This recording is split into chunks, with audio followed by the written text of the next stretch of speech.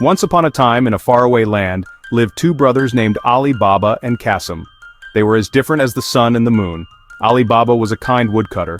He was poor, but he was content. He worked hard and always shared what little he had.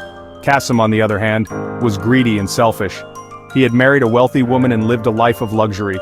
He cared only for riches and looked down upon his brother. Despite their differences, they were still brothers. Deep down, Ali Baba loved Cassim and wished him well.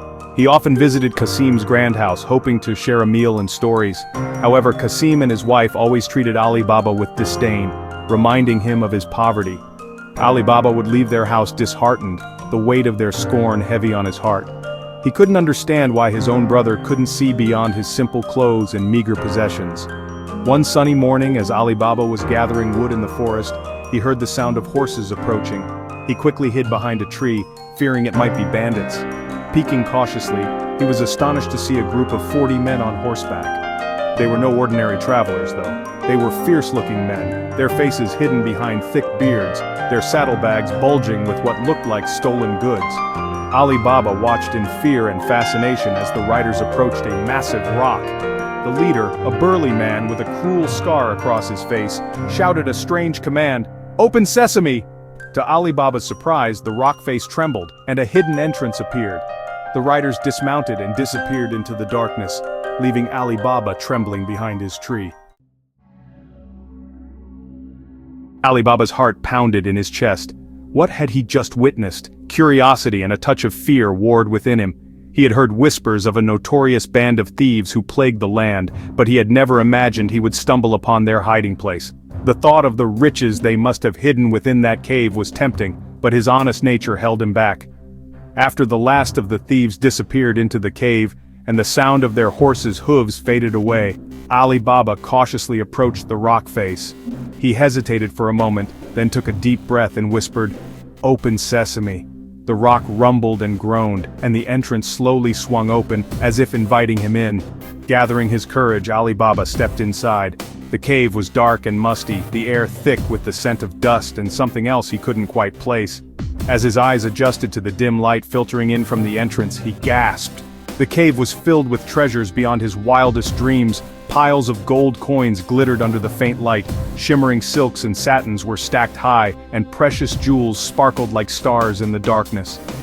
Ali Baba had never seen so much wealth in his life. It was more than he could have ever imagined.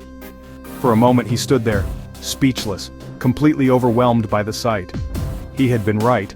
This was the hiding place of the 40 thieves, and it was overflowing with their ill-gotten gains. Ali Baba's first thought was to turn back. This treasure didn't belong to him. It was the result of theft and violence. He knew he should leave it where it was and inform the authorities, but the temptation was too strong. He thought of his own poverty, of the way his brother and his wife treated him, of how this wealth could change his life forever. Hesitantly, Ali Baba reached out and picked up a single gold coin. It was heavier than he expected, cold and hard in his palm. He turned it over, examining the intricate carvings. This one coin could buy his family weeks' worth of food, could mend his worn-out clothes. With a sigh, he tucked the coin into his pocket, a sense of guilt washing over him. Knowing he shouldn't linger any longer, Ali Baba turned to leave. As he approached the entrance, he realized with a jolt that he couldn't remember the magic words to open it again.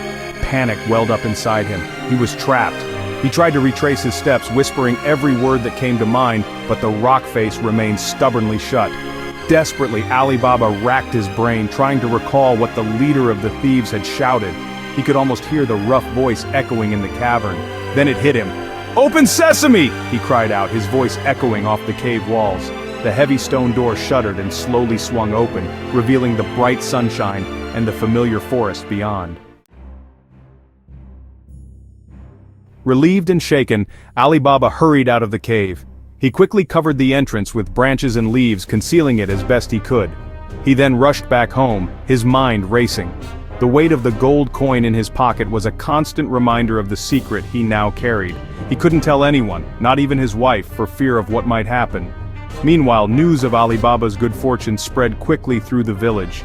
People whispered about his sudden wealth, his new donkey, and the sacks of rice he now generously distributed to those in need. Ali Baba, ever kind and humble, insisted it was simply good fortune, but the rumors persisted. The whispers eventually reached the ears of the one person Ali Baba had hoped to keep in the dark, his brother Cassim. Jealousy gnawed at Cassim's heart. How could his good-for-nothing brother, a mere woodcutter, suddenly become so wealthy? He stormed over to Ali Baba's house, his face contorted with envy and suspicion. "Brother," Cassim demanded, his voice dripping with disdain, "tell me the truth! Where did you get all this wealth? You, who barely have a penny to rub together, are suddenly living like a king. You must have stolen it or found it through some dishonest means."